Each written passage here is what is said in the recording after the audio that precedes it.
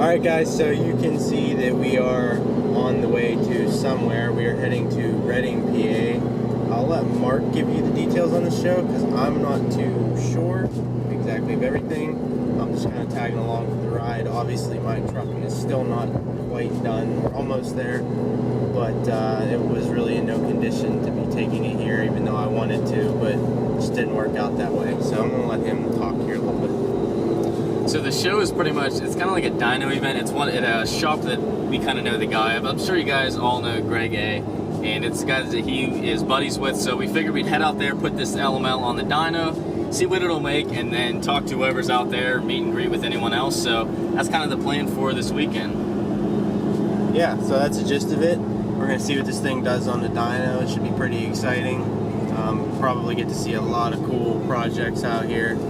I'm pretty excited to meet GREG too. I follow him a lot. Me and Mark both follow him quite a bit and look up to him. So I'm pretty excited to meet him. And I think DURTYMAX Jack will be there. So yeah, looking forward to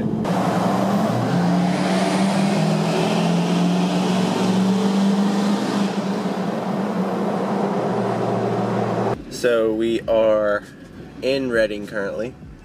A couple minutes away from Dirty Diesel's. So we will be there in a couple minutes. We stayed overnight at a hotel. That was interesting. And yeah, so we will be there in a couple minutes. We're going to get this thing cleaned up and then go on with the show.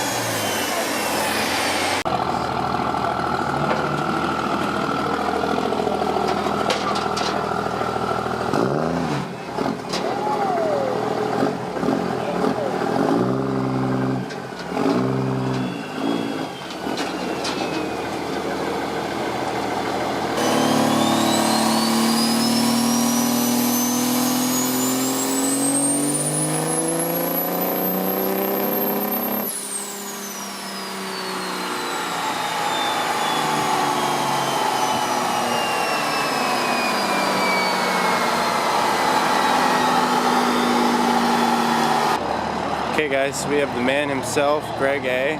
There he is right there. Greg, how do you feel about the upcoming dyno run?